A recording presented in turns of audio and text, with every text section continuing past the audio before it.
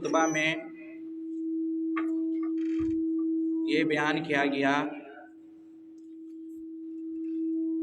کہ جس طرح سے تمام ادیان میں صرف دین اسلام برحق ہے، باقی تمام ادیان باطل ہیں، اسی طرح سے دین اسلام کو سمجھنے، اس پر چلنے اور اس کو پھیلانے کے جتنے بھی طریقے آج پائے جاتے ہیں، ان تمام طریقوں میں برحق طریقہ، صحیح طریقہ صرف سلف صالحین کا طریقہ ہے، صحابہ، تابعین اور تبع تابعین کا طریقہ ہے۔ اس کے علاوہ جتنے بھی طریقے موجود ہیں وہ لوگوں نے از خود ایجاد کر لیے ہیں اور وہ درست نہیں ہیں۔ دین اسلام کو سمجھنے، اس پر چلنے اور اس کو پھیلانے کے لیے سلف صالحین کے طریقے کو اپنانا چاہیے، صحابہ، تابعین اور تبع تابعین کے منہج پر چلنا چاہیے۔ اسی میں نجات ہے اور اسی میں ہدایت ہے۔ آئیے جانتے ہیں کہ ایسا آخر کیوں کہ تمام طریقوں کو چھوڑ کر صرف سلف صالحین کے طریقے کو اپنایا جائے، تمام مناہج سے الگ ہو کر صرف صحابہ، تابعین اور تبع تابعین کے منہج کو اختیار کیا جائے۔ محترم حضرات، منطقی بات تو اس میں یہی ہے کہ صحابہ، تابعین اور تبع تابعین کا طریقہ ہی بہتر ہے، بیسٹ ہے، اس لیے کہ دین اسلام صحابہ کرام کے زمانے میں آیا اور مکمل ہوا۔ صحابہ کرام نے دین اسلام کو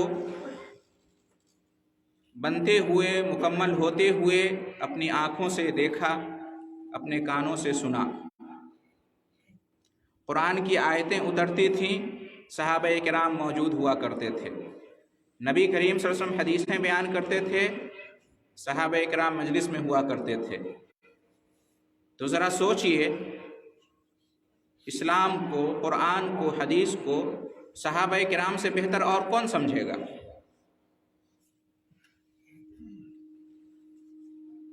ان کی آنکھوں کے سامنے دین اسلام آیا، قرآن آیا، حدیث آئی، تو ظاہر ہے بعد میں آنے والے لوگوں کے مقابلے میں صحابہ کرام ہی زیادہ بہتر سمجھیں گے اسلام کو، قرآن کو، حدیث کو۔ سیدھی سی بات ہے۔ بعد میں آنے والے جو اس وقت موجود نہیں تھے وہ اتنا بہتر نہیں سمجھ سکتے جتنا صحابہ کرام سمجھیں گے، اور صحابہ کرام کے بعد تابعین نے جتنا سمجھا بعد والے اتنا نہیں سمجھ سکتے، اور تابعین کے بعد تبع تابعین نے جتنا سمجھا بعد والے اتنا بہتر نہیں سمجھ سکتے۔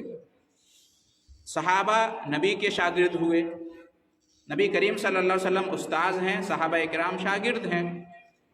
نبی سے بہتر تو کوئی استاذ ہو نہیں سکتا، اور نبی کے شاگردوں سے بہتر کوئی دوسرا شاگرد تو ہو نہیں سکتا، لہٰذا صحابہ کرام کی سمجھ سب سے اوپر ہوگی دین اسلام کو سمجھنے، اس پر چلنے اور اس کو پھیلانے میں۔ انہی کا طریقہ اختیار کیا جائے گا۔ تابعین صحابہ کرام کے شاگرد ہیں، صحابہ استاذ ہیں اور تابعین ان کے شاگرد ہیں، تو ظاہر سی بات ہے صحابہ کے بعد تابعین زیادہ سمجھیں گے، اور تابعین کے شاگرد تبع تابعین ہیں، تابعین استاذ ہیں، تبع تابعین شاگرد ہیں۔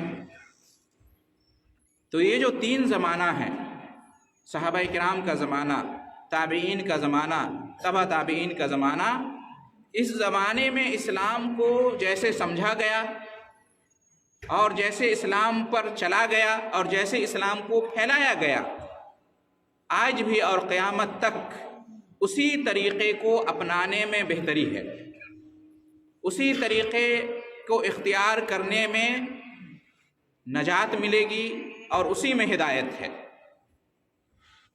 ان تین زمانوں کو چھوڑ کر بعد میں آنے والے زمانے میں اگر نئے نئے طریقے لوگوں نے ایجاد کر لیے ہیں تو وہ طریقے بہتر نہیں ہو سکتے، وہ طریقے درست نہیں ہو سکتے، اس لیے کہ بعد میں آنے والے لوگ اپنے اپنے حساب سے سمجھنے کی کوشش کرتے ہیں۔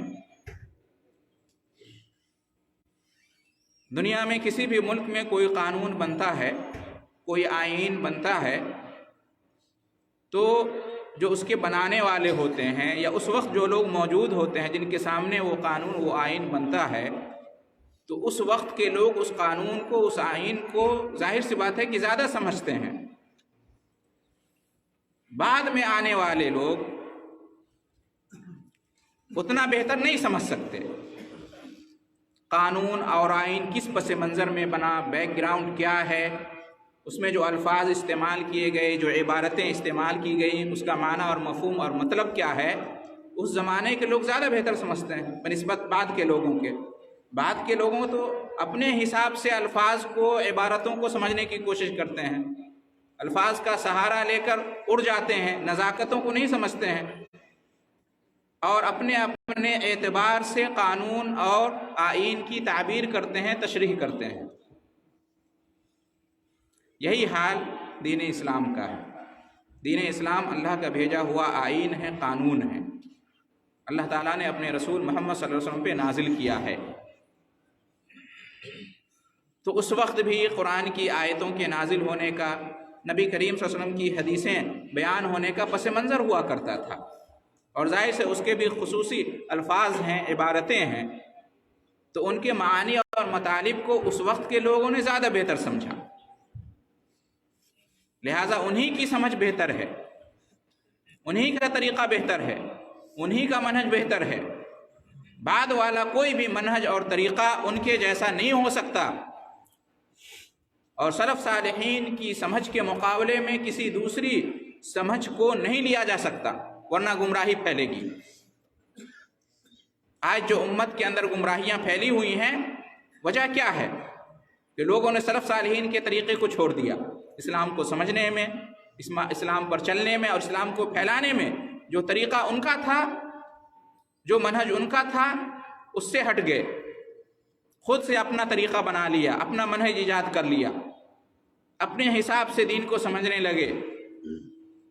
کوئی اپنی عقل کی روشنی میں دین کو سمجھتا ہے اور لوگوں کے سامنے پیش کرتا ہے، اسلام کی جو باتیں عقل کے مطابق ہوتی ہیں ان کو لے لیتے ہیں، اور اسلام کی جو باتیں عقل کے مطابق نہیں ہوتی ان کو چھوڑ دیتے ہیں یا ان کی غلط تعویل کرتے ہیں، اس کا غلط معنی اور مطلب بیان کرتے ہیں۔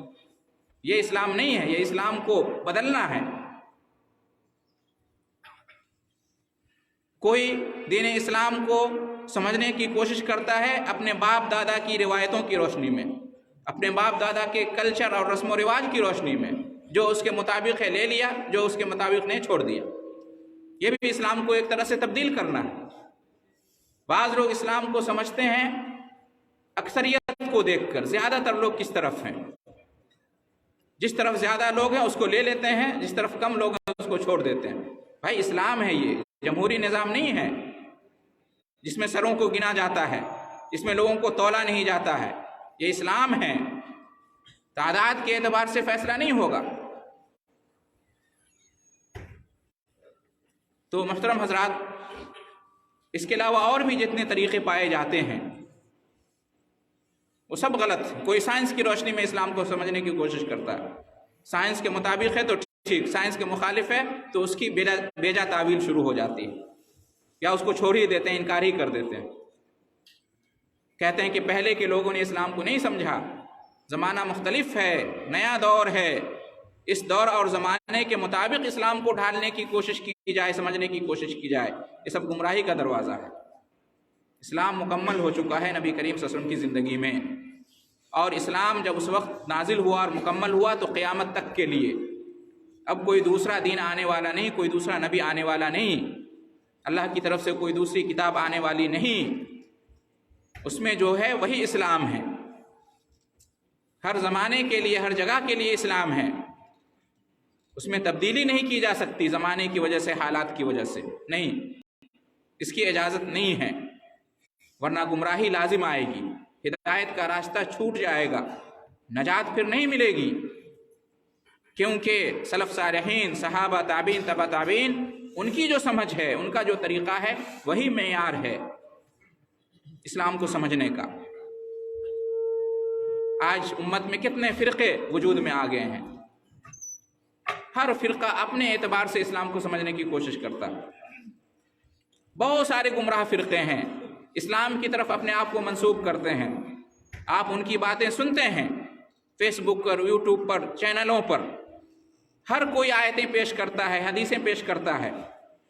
एक आम आदमी कन्फ्यूज हो जाता है, कौन सही कह रहा है, किसकी बात दुरुस्त है। हर कोई आयत पेश कर रहा है अपने हक़ में, हदीस पेश कर रहा है। ये कन्फ्यूज़न कैसे आप दूर करेंगे? आपको ये देखना चाहिए कि इस आयत, इस हदीस का मतलब सहाबा किराम ने क्या समझा, अबू बकर, उमर और उस्मान और अली ने क्या समझा, उनके शागिर्दों ताबीन ने क्या समझा, तबा ताबीन ने क्या समझा। उनकी जो समझ है उसको ले लीजिए, बाकी दूसरे लोग क्या कह रहे हैं उस पर ध्यान मत दीजिए। यही हिदायत का रास्ता है, बाकी सब गुमराही के रास्ते हैं। वरना गुमराह से गुमराह फ़िरक़ा भी अपने हक़ में आयतें पेश करता है, हदीसें पेश करता है, लेकिन उसका माना और मतलब गलत बयान करता है, उसका मफ़हूम अपने तरीक़े से लोगों को समझाता है। ये नहीं देखता कि सहाबा किराम ने इसका मफ़हूम क्या समझा, सहाबा किराम ने इस आयत और हदीस पर कैसे अमल किया। ये बहुत ही अहम है।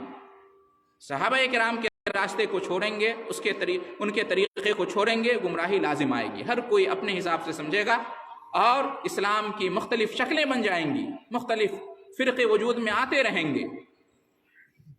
एक रास्ता, एक मनहज सहाबा का है, ताबीन, तबा ताबीन का, उस पर जमे रहे। उसको छोड़ेंगे, मुख्तलिफ़ रास्तों पर जाना पड़ेगा। सिर्फ एक रास्ता सही है, एक तरीक़ा सही है, इसको समझने की ज़रूरत है। इससे उम्मत में जो इख्तलाफात हैं वो ख़त्म होंगे, उम्मत का जो इत्तेहाद है वो कायम रहेगा।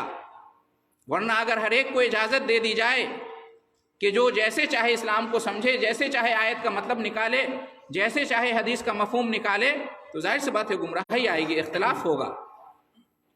मैं कुछ कहूँगा, आप कुछ कहेंगे, वो कुछ कहेंगे, सब अपने अपने मुल्क के एतबार से और अपने अपने कल्चर के एतबार से और अपने अपने रहनुमा के एतबार से अपनी अपनी समझ के मुताबिक कहेंगे। तो जाहिर सी बात है सबका अलग अलग होगा। फ़िरक़ा ऐसे ही वजूद में आता है।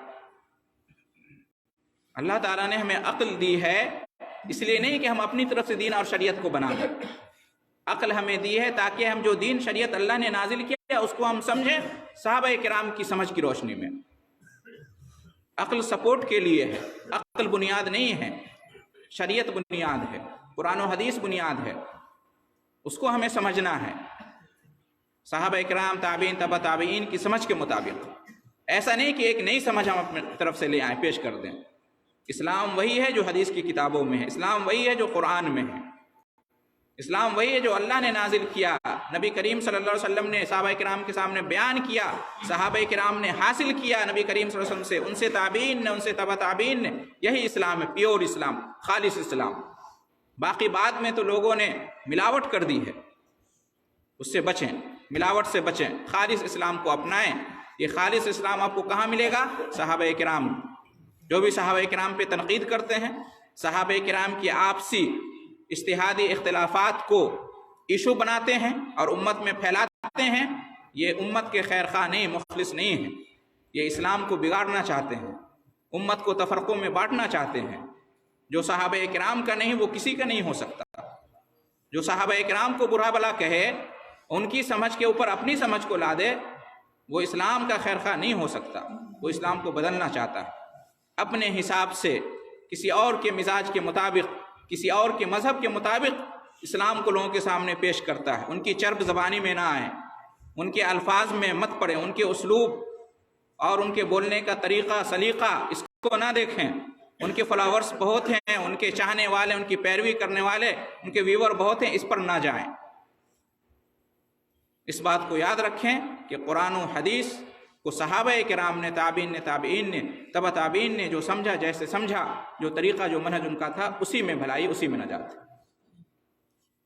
قرآن میں اللہ رب العالمین نے بھی اسی کا حکم دیا ہے، اور حدیثوں میں نبی کریم صلی اللہ علیہ وسلم نے بھی اسی کی تعلیم دی ہے۔ سنیے، قرآن میں اللہ رب العالمین نے ارشاد فرمایا، فَإِنْ آمَنُوا بِمِثْلِ مَا آمَنْتُمْ بِهِ فَقَدِ اهْتَدَوْا۔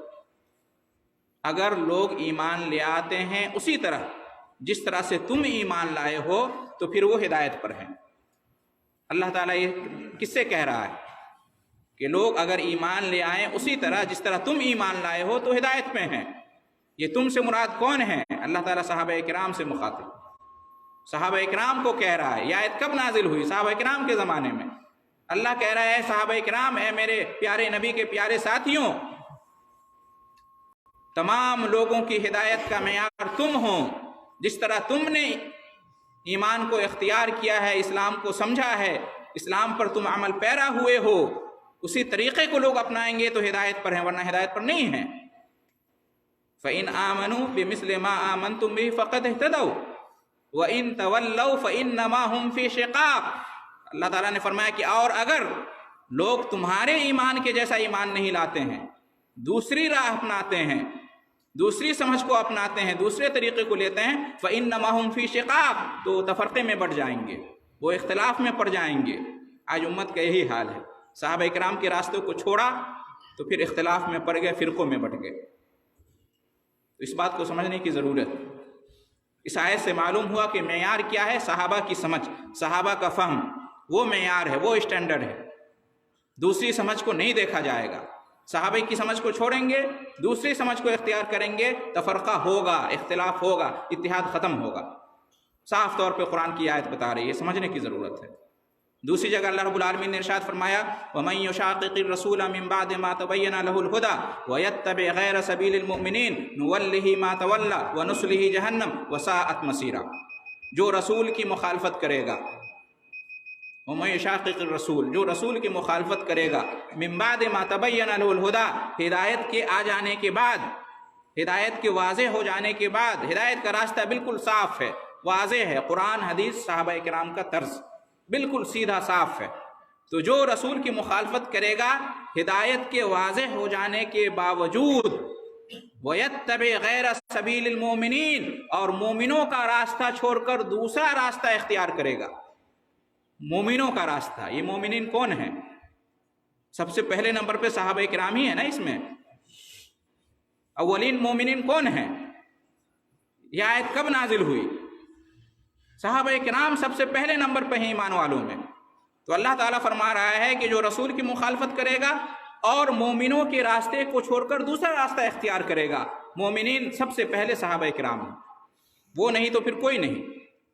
تو جو مومنین کے راستے کے علاوہ دوسرے راستے کو اپنائے گا، یہاں غور کرنے کی چیز ہے، یہاں پہ رسول کے ساتھ ساتھ صحابہ کرام کا بھی ذکر آیا، مومنین کا بھی ذکر آیا۔ رسول کی مخالفت کرے گا اور اس وقت جو مومنین تھے ان کے راستے کو چھوڑے گا تو کیا ہوگا انجام؟ اللہ تعالیٰ نے فرمایا، نُوَلِّهِ مَا تَوَلَّى، جس طرف بھی وہ جائے گا اس راستے کو چھوڑ کر اس طرف ہم اس کا منہ پھیر دیں گے، جائے اس کی مرضی، گمراہ ہو جائے، جہالت میں جائے، ضلالت میں پڑے، لیکن انجام کیا ہوگا؟ وَنُصْلِهِ جَهَنَّمَ، ہم انہیں جہنم میں داخل کریں گے ایسے لوگوں کو۔